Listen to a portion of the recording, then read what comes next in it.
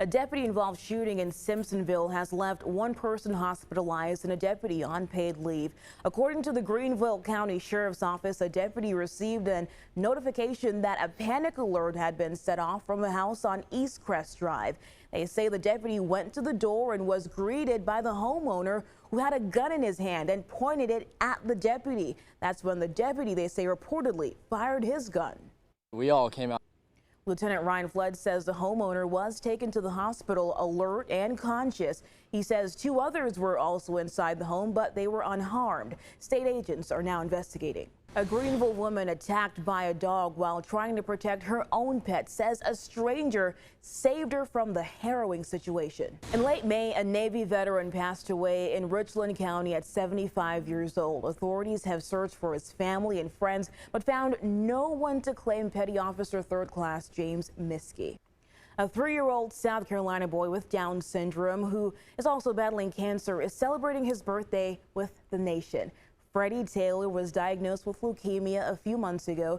He's completed his 4th round of chemotherapy and preparing for a 5th round next week at MUSC in Charleston. Today is Freddie's birthday. About a week ago, his mother sent out a request for birthday cards, and the response was amazing. Cards and packages came in from as far as Las Vegas.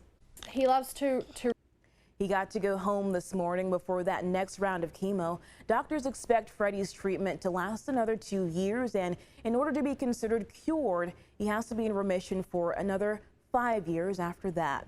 The family is still accepting cards. You can send them to 7B Children's Hospital, MUSC, 165 Ashley Avenue, P.O. Box 250329, Charleston, South Carolina, 29425.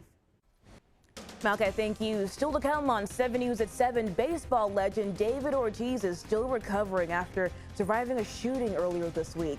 Now the suspected shooter is speaking out what the suspect is saying about the incident. Welcome back. We're hearing for the first time from the man accused of shooting Boston Red Sox legend David Big Papi Ortiz. Cuba Gooding Jr.'s attorneys say surveillance video will exonerate the Oscar winner of a groping accusation. The actor pleaded not guilty to 2 charges stemming from a New York visit last weekend. Gooding's attorneys say the security video posted by TMZ shows the moment in question at a bar Sunday night.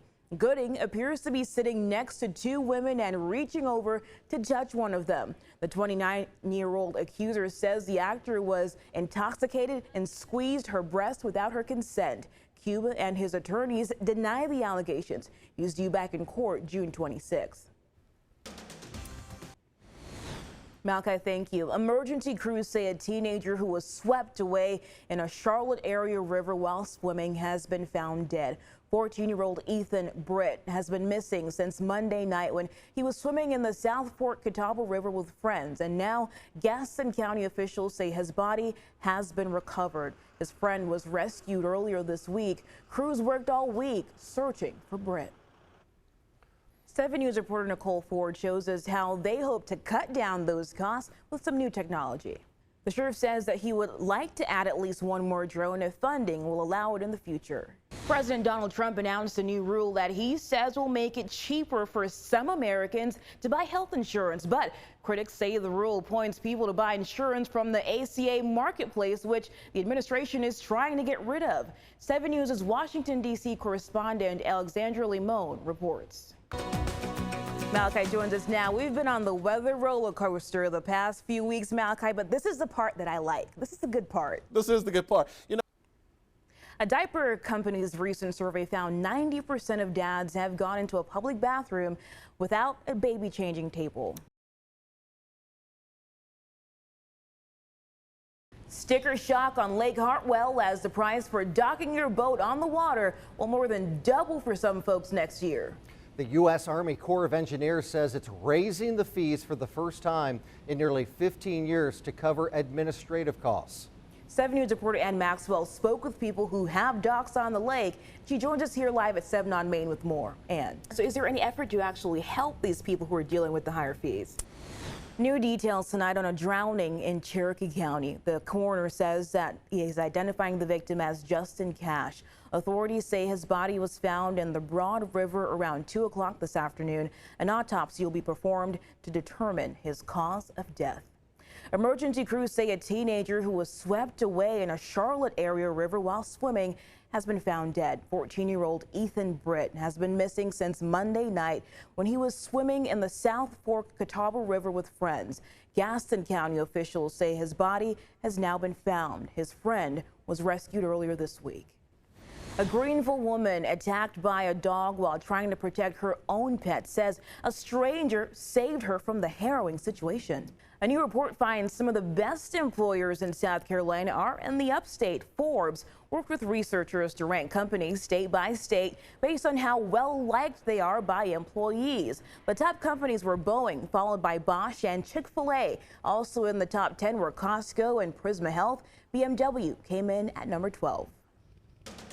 So they worked with local funeral homes and military organizations to give the veteran the proper homegoing service. Our George Godfrey was there. So very deserving. More than 6,000 men and women are buried at the Fort Jackson National Cemetery. This was the 6th unclaimed veteran funeral that the Homeless Veterans Affair program has held since it started last July. A local theater is putting on a production of Driving Miss Daisy, and in keeping with the theme of the play, they want to raise money to help homebound people. The show is about a woman who can't get around, so someone steps in to help her get around town. Well, this is the exact thing that Meals on Wheels helps with. They bring meals to people around the upstate who can't physically get out of their house anymore. During the run, you can donate items before each show and during box office hours, Tuesday through Friday, 2 to 6 p.m. You can also get all the information you need on our website, WSPA.com. Father's Day is this Sunday. There is another reminder for you. Americans are expected to spend a record $16 billion this year. That's according to a recent survey by the National Retail Federation. Last year, people spent $15.3 billion. Most will spend money on items like greeting cards, dinners, and clothing. Where we can get all the latest updates on WSPA.com. Have a great evening.